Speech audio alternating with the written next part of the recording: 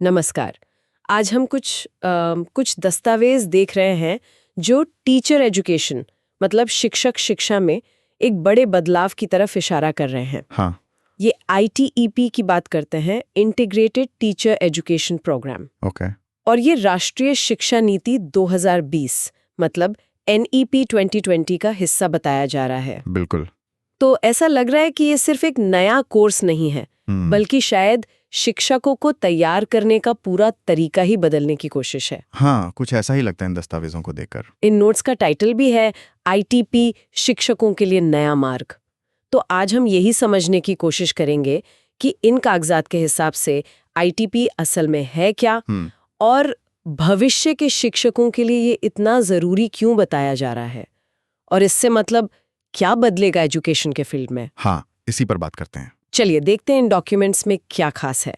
तो सबसे पहले ये ITP है क्या इन पेपर्स के हिसाब से। ये तो पता है कि NEP 2020 का हिस्सा है, पर इसमें खास क्या है? देखिए, दस्तावेज इसे एक 4 साल का इंटीग्रेटेड डिग्री प्रोग्राम बता रहे हैं। मतलब इसमें आपको ग्रेजुएशन की डिग्री और टीचिंग की प्रोफेशनल क्वालिफिकेशन वो दोनों एक साथ मिलेंगी। अच्छा, 4 साल का, ठीक है। लेकिन जो सबसे क्या कहते हैं चौंकाने वाली बात है जो इन नोट से निकल कर आ रही है वो ये कि 2030 से हाँ, शिक्षकों की भर्ती के लिए ये मिनिमम क्वालिफिकेशन बन जाएगी, न्यूनतम योग्यता। क्या बात करें, 2030 से न्यूनतम योग्यता। ये तो बहुत बड़ा कदम है। हाँ, बहुत बड़ा। तो इसका मतलब जो अभी 2 साल वाले BEd प्रोग्राम चल रहे हैं उनका क्या होगा फिर? मतलब अगर किसी को टीचर बनना है तो 2030 के बाद ITEP करना ही पड़ेगा, क्या ऐसा है? दस्तावेज तो इसी तरफ साफ इशारा कर रहे हैं। इनमें लिखा है कि जो पुराने 2 वर्षीय बीएड कार्यक्रम है उन्हें धीरे धीरे बंद किया जाएगा, फेज्ड आउट किया जाएगा। अच्छा, फेज्ड आउट। जो लोग टीचर बनना चाहेंगे उनके लिए ITP ही मुख्य रास्ता होगा।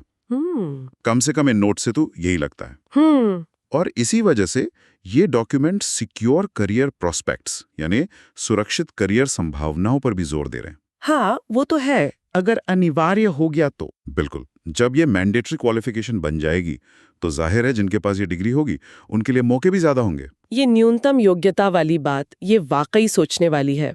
ये तो एक तरह से टीचिंग प्रोफेशन का जो एंट्री पॉइंट है उसे स्टैंडर्डाइज करने की कोशिश लग रही है। हाँ, बिल्कुल। लेकिन स्टूडेंट्स के पॉइंट ऑफ व्यू से देखें तो क्या उनके लिए कुछ खास फायदे बताए गए हैं इसमें?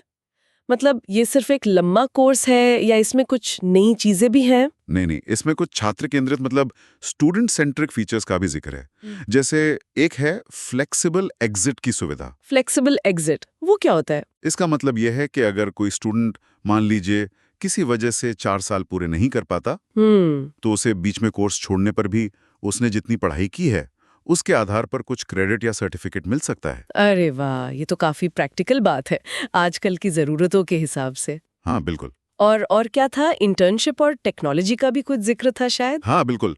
दस्तावेज बताते हैं कि इंटर्नशिप और स्कूल में जो प्रैक्टिकल अनुभव होता है, फील्ड प्रैक्टिस, वो प्रोग्राम की शुरुआती सेमेस्टर से ही शुरू हो जाएगी। ये एक अहम बदलाव है। अच्छा, शुरू से ही। हाँ, और इसके अलावा टीचिंग में टेक्नोलॉजी के इस्तेमाल पर भी जोर है, जो आज के डिजिटल जमाने में बहुत जरूरी है। सही बात है। और हाँ, जो योग्य छात्र होंगे उनके लिए स्कॉलरशिप्स मिलने की संभावना का भी जिक्र है। तो ये सब मिलकर ITEP को एक कॉम्प्रिहेंसिव और शायद आकर्षक विकल्प बनाने की कोशिश लगती है, जैसा इन कागजात से पता चलता है।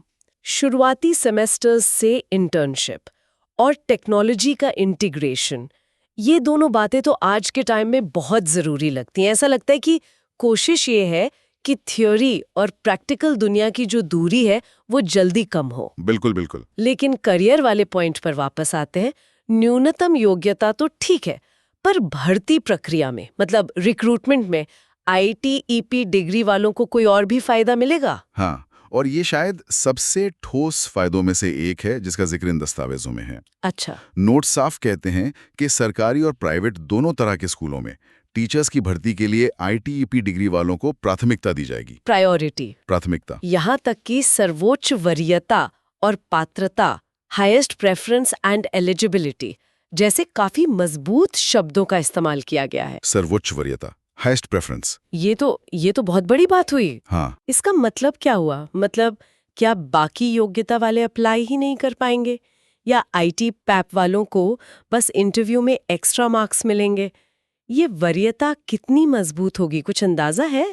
देखिए, दस्तावेज इसकी एकदम सटीक प्रक्रिया तो नहीं बताते कि ये वरीयता कैसे दी जाएगी, लेकिन सर्वोच्च शब्द का इस्तेमाल ये तो बताता है कि ये कोई मामूली बढ़त नहीं होगी। और इसको आप उस बात से जोड़कर देखिए कि 2 साल वाला बीएड बंद हो रहा है। हाँ, सही बात है। तो जब स्कूलों के पास बीएड डिग्री वाले नए कैंडिडेट्स कम होंगे या नहीं होंगे, तो नेचुरली आईटी-पैप ग्रेजुएट्स की मांग बढ़ेगी। तो ये वरीयता और ये बढ़ती हुई मांग, ये दोनों मिलकर आईटीपी डिग्री को जॉब मार्केट में काफी शक्तिशाली बना सकते हैं, ऐसा इन कागजात से लग रहा है। समझ गई। तो एक तरफ तो ये अनिवार्य योग्यता बन रही है, दूसरी तरफ भर्ती में सबसे आगे रखा जाएगा और पुराने रास्ते बंद हो रहे हैं। ये तो आईटीपी को भविष्य के शिक्षकों के लिए मतलब लगभग इंडिस्पेंसेबल, यानी जिसके बिना काम न चले, वैसा बनाने की रणनीति लग रही है। हाँ, कुछ ऐसे ही लग रहा है इन दस्तावेजों से। लेकिन इससे क्वालिटी पे असर नहीं पड़ेगा? मतलब अगर अचानक से सब लोग आईटीपी करने लगेंगे तो? ये एक वाजिब चिंता है। हालांकि दस्तावेज इस पर सीधे तौर पर तो बात नहीं करते, लेकिन वो क्वालिटी बनाए रखने के लिए कुछ मैकेनिज्म्स की तरफ इशारा जरूर करते हैं, जैसे एनसीटीई का जिक्र आता है। अच्छा, NCTE, national council for teacher education. हाँ, उनका जिक्र स्कॉलरशिप और आरक्षण के संदर्भ में है। तो लगता है कि एनसीटीई ही स्टैंडर्ड्स बनाए रखने और संस्थानों की निगरानी में अहम भूमिका निभाएगा। लेकिन हाँ, इतने बड़े बदलाव को लागू करने में क्वालिटी कंट्रोल एक बहुत बड़ी चुनौती होगी, इसमें कोई दो राय नहीं। अच्छा, एनसीटीई का जिक्र है, ये जरूरी है क्योंकि वही रेगुलेटरी बॉडी है। अब वो जो प्रैक्टिकल अनुभव वाली बात थी, उस पे वापस आते हैं। आपने कहा इंटर्नशिप शुरुआती सेमेस्टर से होगी। हाँ, ये पारंपरिक बीएड से कैसे अलग है और इसका क्या महत्व बताया गया है? देखिए, जो पारंपरिक बीएड प्रोग्राम्स होते थे या हैं, उनमें अक्सर इंटर्नशिप या स्कूल टीचिंग प्रैक्टिस जो होती है, वो कोर्स के काफी बाद में आती थी। हाँ, आखिर में होती थी, कुछ हफ्तों की। बिल्कुल। पहले छात्र ज्यादातर थ्योरी पढ़ते थे और फिर कुछ हफ्तों के लिए स्कूल जाते थे। इन दस्तावेजों में शुरुआती सेमेस्टर से इंटर्नशिप पर जो जोर है, वो ये बताता है कि इरादा ये है कि छात्र क्लासरूम की सच्चाइयों से, वहां की चुनौतियों से, बारीकियों से पहले दिन से ही जुड़ें, सिद्धांत और व्यवहार साथ साथ चले। अच्छा, मतलब सीखो और करो वाला मॉडल ज्यादा अपनाया जा रहा है। हाँ, कह सकते हैं। इससे शायद थ्योरी ज्यादा रेलेवेंट लगेगी और छात्र भी बेहतर तैयार हो पाएंगे शायद। बिल्कुल, उम्मीद तो यही लगती है।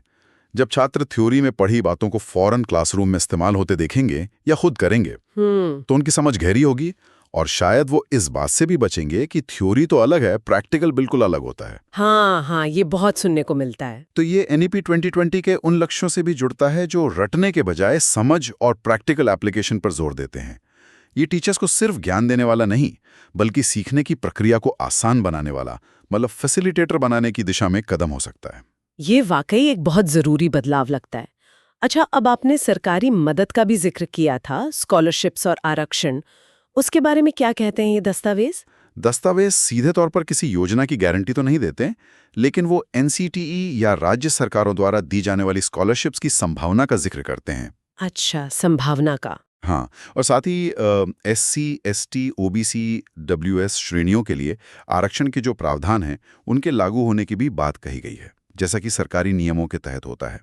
इसे आप एक तरह से इस प्रोग्राम को ज्यादा इंक्लूसिव, मतलब समावेशी, और एक्सेसिबल यानी सुलभ बनाने की कोशिश के तौर पर देख सकते हैं। तो मतलब कोशिश ये है कि पैसे की कमी या सामाजिक पृष्ठभूमि किसी टैलेंटेड छात्र को टीचर बनने से न रोके। हाँ, इरादा तो यही लगता है। ये तो आईटीईपी को ज्यादा आकर्षक बनाने के साथ साथ सामाजिक न्याय के लिहाज से भी अहम है। बिल्कुल, एक अच्छी क्वालिटी का टीचर बनने का मौका ज्यादा लोगों तक पहुंचे, ये मंशा इन दस्तावेजों से झलकती है।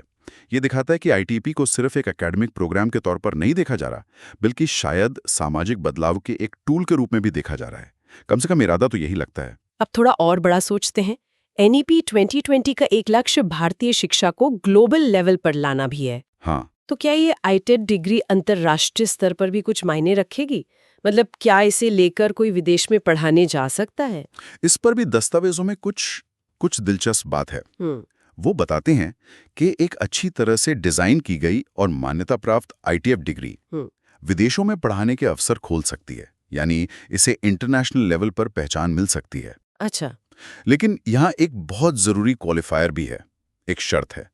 ये पूरी तरह संबंधित देश के नियमों और विनियमों के अधीन होगा, subject to the rules and regulations of the concerned country. अच्छा, तो मतलब कोई ऑटोमेटिक मान्यता नहीं है। कि डिग्री ली और कहीं भी पढ़ा लिया। नहीं, ऑटोमेटिक नहीं। लेकिन दरवाजा खुला रखने की कोशिश है ये। हाँ, ये वैश्विक मानकों यानी ग्लोबल स्टैंडर्ड्स के साथ तालमेल बिठाने की कोशिश लगती है, जिसका जिक्र NEP 2020 में भी है। हाँ, बिल्कुल। पर ये कितना प्रैक्टिकल है? क्या भारतीय टीचर एजुकेशन डिग्री की विदेशों में वाकई मांग है या होगी? देखिए, ये एक महत्वाकांक्षी लक्ष्य है। इसकी सफलता कई बातों पर निर्भर करेगी। पहला तो ये कि आईटीपी प्रोग्राम की असल में क्वालिटी क्या होगी। सही बात है। क्या ये वाकई उन ग्लोबल स्टैंडर्ड्स पर खरे उतरेंगे जिनका दावा किया जा रहा है? दूसरा, दूसरे देश हमारी डिग्री को कितनी मान्यता देंगे, ये उनकी अपनी जरूरतों और हमारे सिस्टम पर उनके भरोसे पर निर्भर करेगा। तो दस्तावेज संभावना जताते हैं, गारंटी नहीं देते, लेकिन ये दिशा जरूर दिखाते हैं कि सोच सिर्फ राष्ट्रीय स्तर तक ही सीमित नहीं है। और ये ITP डिग्री वाले कौन-कौन से लेवल पर पढ़ाने के लिए योग्य माने जाएंगे? Primary, middle, secondary. दस्तावेज साफ करते हैं कि ITP ग्रेजुएट्स स्कूल शिक्षा के कई स्तरों पर पढ़ाने के योग्य होंगे। प्राइमरी, अपर प्राइमरी और सेकेंडरी। ओह, तीनों लेवल। हाँ, ये काफी बड़ा दायरा है।